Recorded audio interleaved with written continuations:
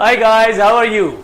So today we are going to start another chapter, my dear friends, और ये भी related है labour और एम्प्लॉयर से, यानी एम्प्लॉय और एम्प्लॉयर से जुड़ा हुआ ये चैप्टर। एक जमाना था दोस्तों जब एम्प्लॉयर जो कहता था एम्प्लॉय को करना पड़ता था मेरे भाई, और एम्प्लॉयज की हालत बहुत ज्यादा खराब थी।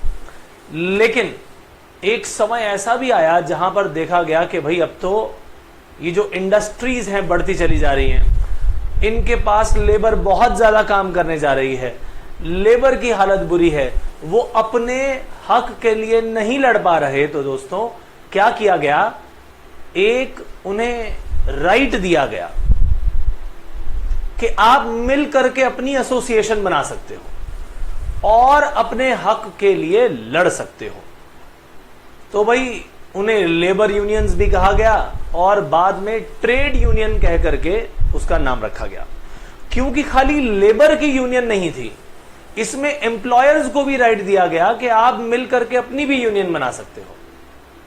तो जब एम्प्लॉयर और एम्प्लॉयज दोनों मिलकर के इस इंडस्ट्री में, इस ट्रेड में शामिल हैं, इसीलिए इसमें बनने वाली इन यूनियंस को क्या नाम दिया गया, ट्रेड यूनियंस नाम दे दिया गया। अब ट्रेड यूनियंस का आखिरकार मकसद क्या था कि जितने भी उसके मेंबर्स हैं वो उनके इंटरेस्ट में एक्शन लें और मिल करके एक्शन लें, राइट। सो ये जो ट्रेड यूनियन का काम था दोस्तों, ये बेहद शानदार रहा।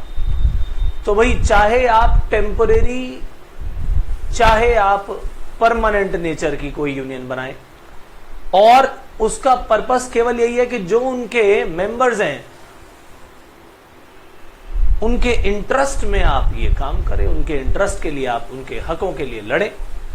तो ये जो कॉम्बिनेशन बनाया गया ये कहलाया trade union. So trade union basically है क्या, ये एक कॉम्बिनेशन है, चाहे आप ये टेम्पोरेरी पीरियड के लिए हो चाहे परमानेंट हो। और इसको क्यों फॉर्म किया गया, for the purpose of regulating the relations. आखिरकार आपने ट्रेड यूनियन बनाई तो किसके लिए, लेबर और वर्कमैन, जो मर्जी कह लीजिए इन दोनों में से, वर्कमैन की बात कर लेते हैं।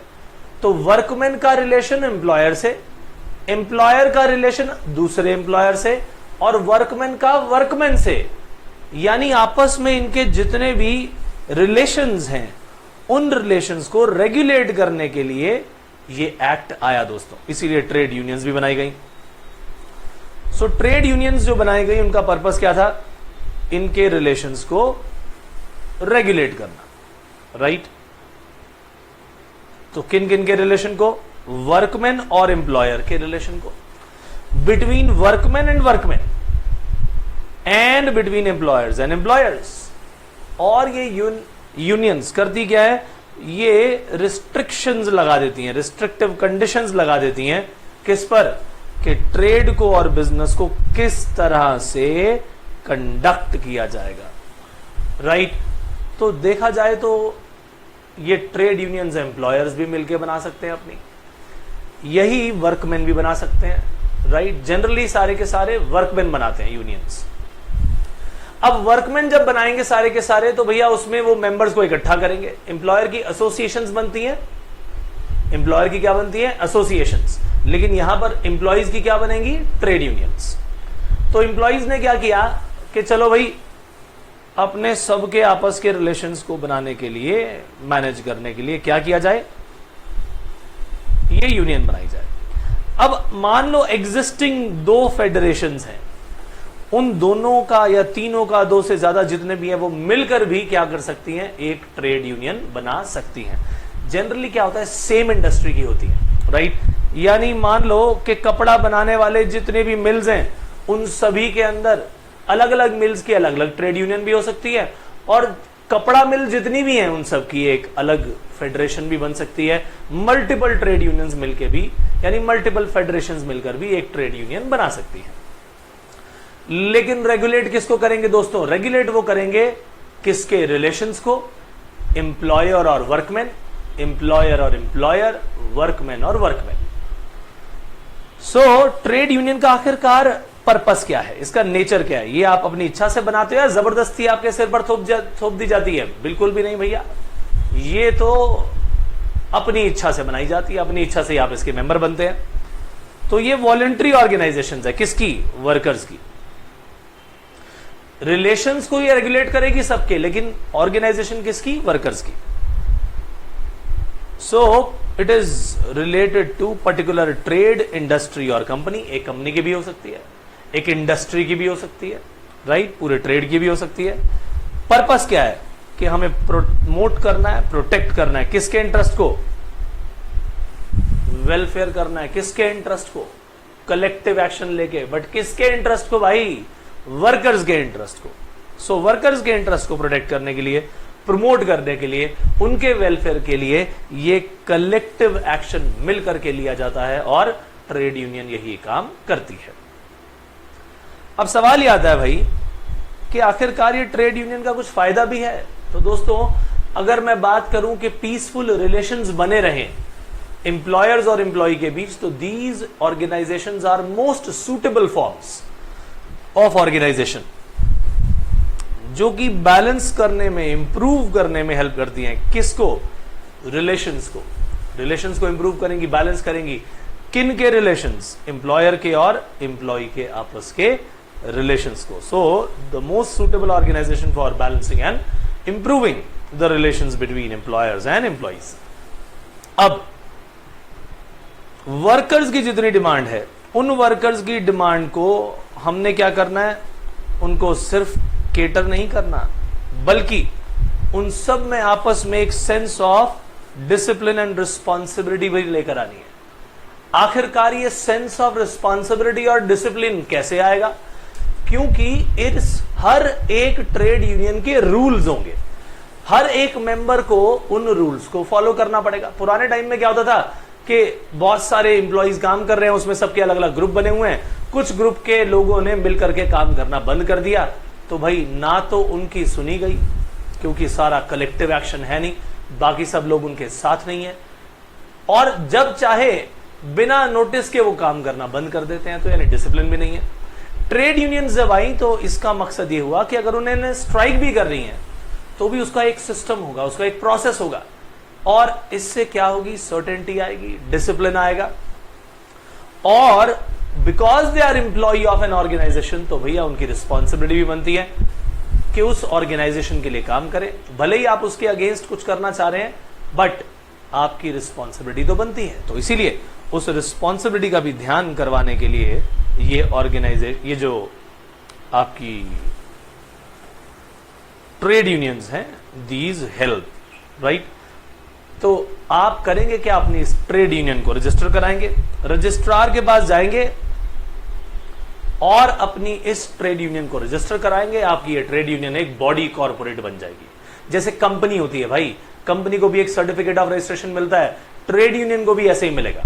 ट्रेड यूनियन को भी रजिस्ट्रेशन सर्टिफिकेट दे दिया जाएगा और इसे बॉडी कॉर्पोरेट कहा जाएगा। इसका एक नाम होगा जिस नाम से वो रजिस्टर होगी, और इसके मेंबर्स आते रहेंगे, जाते रहेंगे, जस्ट लाइक कंपनी, लेकिन इसकी एग्जिस्टेंस पर कोई असर नहीं पड़ेगा, राइट। ये एक कैसी ऑर्गेनाइजेशन, कैसा पर्सन बन गई? आर्टिफिशियल पर्सन बन गई। कॉमन सील होगी, इसके पास पावर होगी कि ये एक्वायर भी कर सके प्रॉपर्टी और होल्ड भी कर सके, चाहे वो मूवेबल प्रॉपर्टी हो या इमूवेबल प्रॉपर्टी हो। ये कॉन्ट्रैक्ट भी कर पाएगी अपने नाम से, और उसी नाम से केस फाइल भी कर सकती है, और उसके खिलाफ भी केस फाइल किया जा सकता है। तो the moment I said this is going to be a body corporate, तो जैसे कंपनी के फीचर्स आ गए, वैसे ही यहां पर आपको फीचर्स नजर आ गए ट्रेड यूनियन के, राइट। सो ये था दोस्तों हमारा ट्रेड यूनियन का एक छोटा सा इंट्रोडक्शन। अब इसका पर्पस क्या है? पर्पस केवल इतना है कि जितने भी राइट्स हैं, लायबिलिटीज एंड रिस्पॉन्सिबिलिटीज हैं, ये जो हैं इनको रेगुलेट किया जाए। किसके rights, liabilities and responsibility? Trade union के। तो ट्रेड यूनियन बना तो ली, बट उसके क्या राइट्स हैं, क्या लायबिलिटीज हैं, किस तरह से वो काम करेगी? अगर उसमें फंड आता है, क्योंकि फंड तो लेंगे, कोई भी मेंबर बनेगा, कोई भी वर्कर इस ट्रेड यूनियन का मेंबर बना, तो भैया उसे कुछ ना कुछ तो फीस देनी पड़ेगी, मेंबरशिप की फीस। अब वो जो फंड्स आएंगे या कहीं से भी फंड्स आएंगे मान लो, उन फंड्स का कैसे प्रॉपर यूटिलाइजेशन हो रहा है या नहीं हो रहा, इसको इंश्योर कैसे करें। तो भैया इनके लिए रूल्स बनाने की आवश्यकता थी, इसीलिए ट्रेड यूनियन एक्ट बना दिया गया, ट्रेड यूनियन एक्ट 1926। तो उसका पर्पस यही है, this act will deal with what registration of trade union. सबसे पहले तो ये एक्ट क्या कराएगा, उसका रजिस्ट्रेशन कराएगा। फिर क्या करेगा, उस ट्रेड यूनियन के राइट्स, लायबिलिटीज और रिस्पॉन्सिबिलिटीज को एक रूल्स के अकॉर्डिंगली, अपने प्रोविजंस के अकॉर्डिंगली डायरेक्ट करेगा कि ये काम ऐसे होना चाहिए। फिर ये इंश्योर करेगा कि भाई उसमें जितने फंड्स आ रहे हैं उनका लॉफुल इस्तेमाल हो रहा है, और इंश्योर करेगा कि वो प्रॉपरली यूज किए जाए। अब यूज कौन करेगा भाई, यूज भी तो भैया उसके अंदर कोई ना कोई एग्जीक्यूटिव मेंबर्स होंगे जो उसे चलाएंगे, राइट। क्योंकि जिस तरह से कंपनी को चलाने वाले डायरेक्टर्स होते हैं उन्हें एग्जीक्यूटिव भी कहा जाता है, उसी तरह से ट्रेड यूनियन को भी चलाने वाले एग्जीक्यूटिव्स होंगे। मेंबर्स जो हैं, उस मेंबर को किसी को भी एक राइट होगा कि हाँ जी हमारे साथ ये होना चाहिए, हमारे साथ ये प्रॉब्लम है, इसका सॉल्यूशन किया जाए। लेकिन उस ट्रेड यूनियन को चलाने वाले जो एग्जीक्यूटिव्स होंगे वो लोग इसे चलाएंगे, क्योंकि ये तो एक आर्टिफिशियल पर्सन है। हम ये जानते हैं कि जैसे ही एक ट्रेड यूनियन रजिस्टर होगी तो उसको एक कॉर्पोरेट स्टेटस मिल जाएगा, क्योंकि वो बॉडी कॉर्पोरेट बन गई। बट आर्टिफिशियल पर्सन खुद तो काम करता नहीं भाई, उसके लिए एग्जीक्यूटिव्स होने चाहिए, डायरेक्टर्स होने चाहिए। तो यहां हम नाम डायरेक्टर नहीं देंगे, यहां पर हम नाम देंगे executives. So this gives legal and corporate status to the registered trade unions. Registered trade unions को क्या कर दिया जाएगा, ये राइट दे दिया जाएगा कि भाई आपको एक कॉर्पोरेट स्टेटस मिल गया है। अब आपके अगेंस्ट कोई अगर सिविल या क्रिमिनल प्रोसिक्यूशन होता है, right, so that they could carry legitimate activities, इससे भी आपको प्रोटेक्ट किया जाएगा। तो भाई अगर फॉर एग्जांपल सिचुएशन ये आती है कि आपके अगेंस्ट एज अ वर्कर आप कोई काम कर रहे हैं और आपके अगेंस्ट कोई एक्शन हो रहा है, तो ये ट्रेड यूनियन क्या करेगी, this will help you. This trade union is going to help you and it is going to protect you from what, from civil as well as criminal proceedings. तो भैया करना क्या है, आपने इसका मेंबर बनना है और ये आपको प्रोटेक्ट करेगी। आप जो लेजिटिमेट एक्टिविटीज कर रहे हैं यानी लॉफुल एक्टिविटीज कर रहे हैं, ये आपको उसमें हेल्प करेगी दोस्तों, राइट। तो ultimately it is going to help its members, right. तो अब अगले लेवल पर अगर हम देखें इसे, एक्ट एप्लीकेबल किस पर होता है, not only union of workers, खाली जो वर्कर्स की यूनियन है उस पर ये एप्लीकेबल नहीं है, but it is also applicable on association of employers. तो अगर एम्प्लॉयर्स ने अपनी एसोसिएशन बना ली तो ये एक्ट उन पर भी अप्लाई हो जाएगा, right, and it extends to whole of India. So ये था दोस्तों हमारा छोटा सा introduction so far as trade union is concern. हम ये जानेंगे अगले सेशन में कि किस तरह से अपनी ट्रेड यूनियन को रजिस्टर करवाया जाए, किस तरह से उसका सर्टिफिकेट लिया जाएगा, कितने मेंबर्स रिक्वायर्ड हैं, ऐसी बहुत सारी बातें करेंगे, but that will be done in our next lecture. तब तक के लिए मुझे इजाजत दीजिए, बाय बाय।